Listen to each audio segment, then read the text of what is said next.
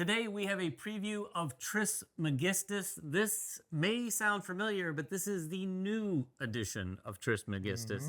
And I have to admit, the first time I played the original, it's a lot of game. It is a lot of game. And it's still a lot of game.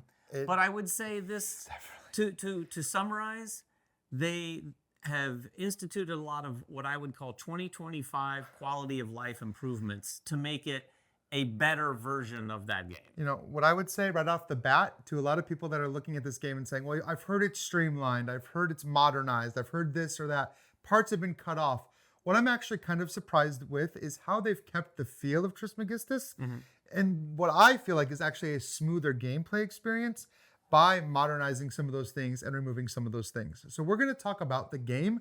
Towards the end of the video, we might talk about some of the stark contrasts and differences and changes that they've made to the game. Yeah, but we definitely want to point out, this is not a wildly different game. No. There are some mechanical changes, and the one thing you definitely need to know, and I can assure you of this, it's not a lighter game by any means. This is a heavy game still.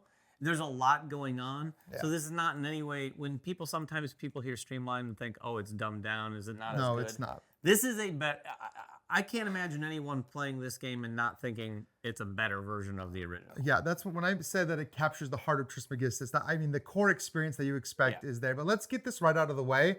Take a look at all the components. They are very different. Well, beautiful is subjective. I will say from my perspective, and I think from David's perspective as well, we are both big fans of the changes they've made to the artwork.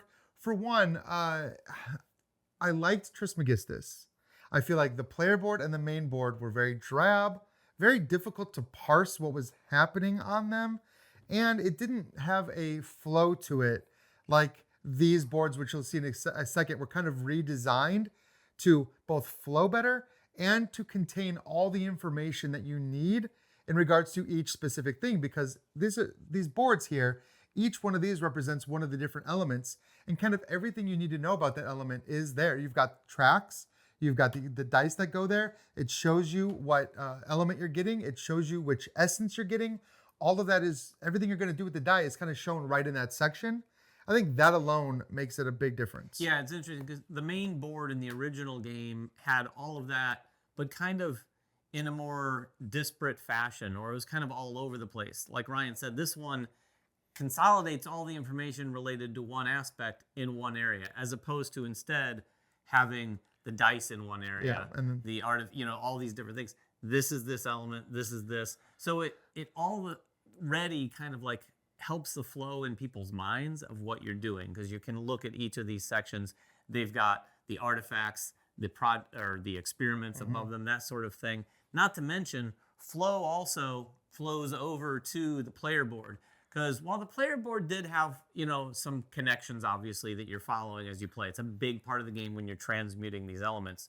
This one definitely is a little bit more understandable, and I'm going to suggest that it has largely due to the way this is presented. Now, the original one presented it in a similar fashion in terms of being somewhat literal, in terms of like it looking like little beakers and whatnot. It's basically a flow chart. It is literally a flow chart, but this one just is a little bit more easy to understand. If I remember correctly, the original one kind of like wrapped around, it did. right? It did, and this is just like a straight left to right kind of thing. And that is kind of this player board. This is what you're trying to do in the game.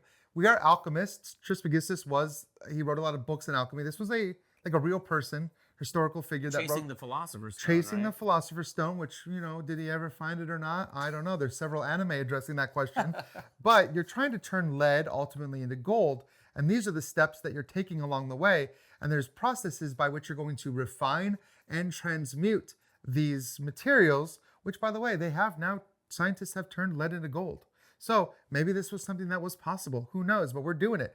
And to get all the way from lead all the way to the gold is a little bit of a complicated process that involves drafting dice, taking some specific actions, using some experiments and some things that you have in front of you to kind of hasten that or help with that. But ultimately, you're trying not just to get them to gold, you're trying to get them to a variety of different areas, because you're going to be completing these experiment cards. And this, I think, is what I would call this the crux of what you're trying to do in the game. It is. It's definitely what you're doing mostly in the game, because everything else that you want to do in the game kind of stems from the experiments to some degree. The experiments are all going to have a bunch of different elements that you need to fulfill them.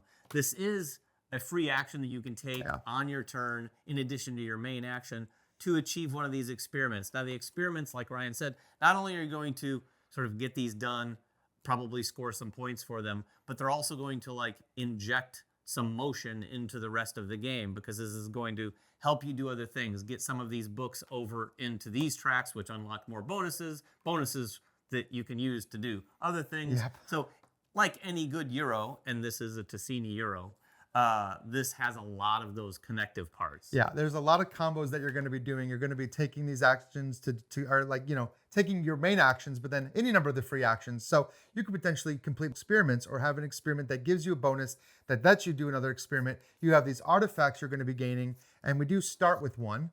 And these artifacts are going to be able to be triggered during the transmutation process, and they will give you additional things. So this game is about finding the most actions you can do in one action, because let's talk a little bit about the flow of the game, because it is all kind of based around these dice. You roll these dice every round, and you're going to be drafting these dice. And based on where you draft them, you're going to get a very specific resource that comes into your resource pool. And you're also going to get the dice at a very specific level. Potency. Potency, as they call it. And that level of potency is based on how many dice are in an area. So if you really need this dice, you can take it, but you're putting it on your 1. Or you can take one of these dice, and this is a 4, you're putting it on your 4.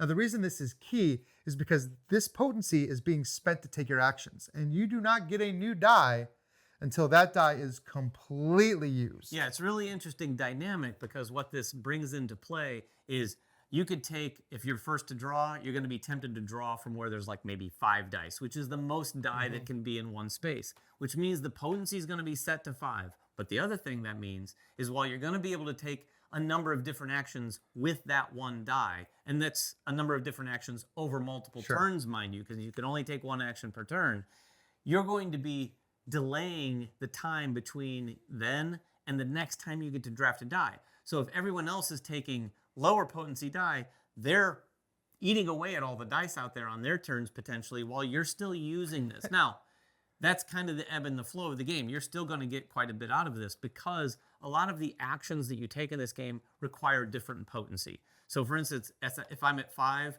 and if I want to get an experiment on my turn, I'm going to look at the color of the die. This is red, so I could get one of those 2 experiments. And you can see here, the potency is 1. So on that turn, I would move it down 1. I could take one of those experiments. That's my main action for the turn. Whereas with the artifact, it's going to cost 3 potency. So I'd go down 3 all the way to 2 instead of taking the experiment to get one of these artifacts. Again, looking at the color of the die to look which artifacts I can get. So you're going to take into consideration the color of the die. The symbol on the die when you take it is going to give you another element. Now, it's not going to give you a refined element. It's going to get you an unrefined element. And part of the game, too, is transmuting those elements to get everything you need for the experiments. Yeah, that's the third action you're doing. And again, this is one where color also matters. In fact, I think color matters for almost every action. Yes. This is one where you're going to be looking at this flowchart, as we described it, a literal flowchart, and you'll notice that all of these arrows are different colors. If you used a red die, a white die, or a black die, you're going to follow different lines. If I had a black die here, I could actually turn this into the refined version of the next one up. So you're doing some different things. You're either refining or you're doing those transmutations.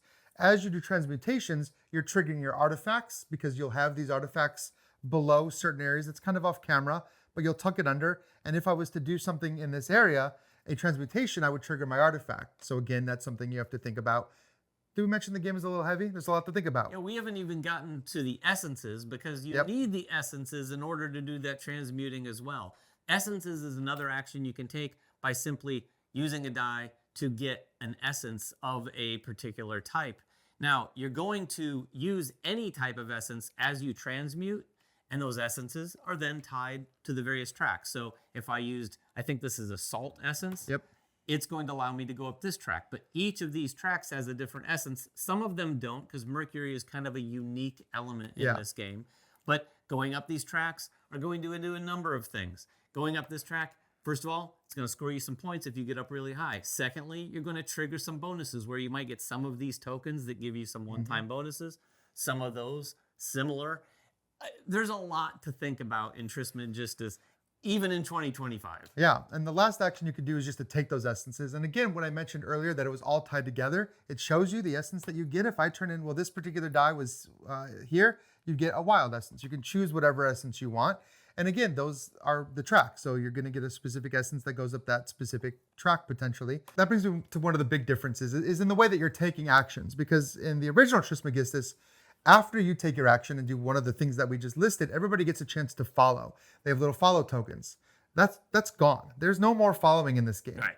Now, the game has made up for that by giving you that resource. When you take a die, you get the resource that's in there. And there is an action where you can just spend a die to get one of those resources as well of the link type. So they do give you some ways to get resources. They also give you a new item called the battery, which you can spend to do some transmutations for free as a free action. So they've given you some ways to still get things without having that follow action. I know this is going to be something that people are divided on. Some people really love the follow. Some people didn't. I think it's a better decision for the game.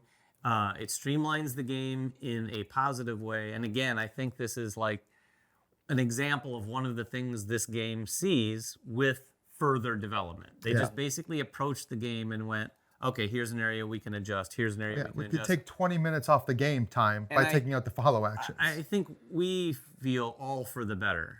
Yeah, I mean, this is a personal preference, but when you take your action, they have to wait, follow. Do I want to follow? Oh, wait, now I hadn't thought about it. So I'm going to spend 2 minutes thinking about should I follow? It just adds to the game time. So I think they just cut that. They cut a lot of the fat out of that. They did that in a few other places too. What used to be the formulas are now these study books. This is done in a more streamlined way as well. When you complete your first experiment of a type, you take your book and you place it. The second one you can buy with gold. And similarly, when you complete a row or column, you get the bonuses. But again, they took a little bit of the complexity out of that. You're not sitting there, just buying a bunch of formulas and slowing down your turn. And then they very much changed the way that you're doing the publications, which is one of the in-game scoring. If you remember in Trismegistus, and similarly in this, each one of these experiment cards is going to have an element on it. When you completed elements or experiments, these elements kind of went into a pile. And at the end of the game, you would assign these elements that come from these cards or from your experiments. You'd assign them to some victory point cards. That's gone. What we have instead is this publication board. And this publication board has a bunch of circles that still represent those same elements. So when you're completing an experiment or getting an artifact or anything else, you'll put one of those green gems on a particular color. You're going to have some tokens that you'll assign throughout the game. You'll make a choice between these 3 tokens, these publicity tokens, and say, I think I'm going to score this at ×1. I think I'm going to score this at ×2. I think I'm going to score this at ×3. You're basically betting that I think this is going to be what I do the most, so I want this worth 3 times at the end of the game. Yeah, and you have to assign those as you add these elements. So the first time you add an element to this area is when you have to decide, okay, what is going to be my ×1 scoring factor at the end of the game? This is a really good streamlined example of how I think more development helps. Because in the original game, like Ryan said, it was very easy for more casual players, if there were casual players playing this game, to kind of overlook and at the end go, oh, I never really went back and sorted through all my cards. You can very easily look at any time and go, oh, I still need one more gem, so I need an experiment. Oh, it can be any gem because these last 2 spaces. So I can just get any experiment done so that I can make sure and score that. It's just, they took a lot of the extra thinking, like you said earlier, taking that follow action out. It's just more complicated things to think about and do in an already somewhat complicated game, especially if there's a player at the table who, are you going to follow? And they're like, oh yeah, I hadn't even, that's just slowing the game down significantly. And I think this does the same thing for game scoring. Keep in mind that these are going to be hidden. You can look at them at any time. Yes. I had them face up so you could see them, but other players won't know what you're trying to score. And again, like David said, if you bet on something at a ×3 and you don't fill this, and I don't know, the chances of being able to fill all of these, that's a lot of experiments. Though you can get these icons from other places too, like some of your artifacts and stuff. But still, it's going to be difficult, I think, to get all 3 of these. So maybe you're going to say, I'm either doing the ×2 and the ×1, or maybe I'm going to try to, right. Maybe. You might have to make that choice. So all that stuff is new or changed. And there's one element that is completely new for this new edition. And that is my favorite thing in the world. Oh, yeah. variable player powers. You're going to get to draft these at the start of the game. They slide into your player board, and they're all double-sided. So as you draft it, you'll get to choose which side of this you want to use. You'll tuck it in, and these are pretty cool powers. There's powers that do a lot of different things. Like, for example, if you don't take the one that gives you the most potency, like if I was going to take this one, I would get a bonus because for not taking the highest potency. There's a huge variety. Like I said, they're all double-sided, so there's a ton of different combinations. Again, this is just going to be something that adds a little flavor into the game, gives you a little bit of a guide to like what to do, because you'll say, okay, well, I know I'm good at doing this because of my power, so maybe I should just lean in that, and I'll find it a little easier to do. Yeah, in addition to all those types of improvements, if it wasn't obvious, whether, depending on how you look at artwork and illustrations, this is just a higher quality product in general. A nice touch. I can't think of another game where you're tracking your score in a big, robust Euro like this on your player board with little dials like that. Yeah, Voidfall has little dials, but they're they're off to the side. Having this like built into the player board is really cool. It's just really nice. You can look down, you can see everyone's score very quickly. Again, a tiny little thing that you might think is silly, but even compared to looking at a score track and going, okay, where are you? Oh, is that? Yeah, it's really, really well-produced product. Yeah, I mean, the production is even going to be probably a little different than this, maybe even a little better than this. Yeah, this is a prototype. And they said in the rules, there's going to be even like these boards are going to be asymmetric, so you can kind of mix and match like the layout of these different bonuses and stuff. Maybe even some double-sided player boards as a potential on the campaign. So take a look at the campaign to see everything, because we don't necessarily have all the most up-to-date stuff. We do not.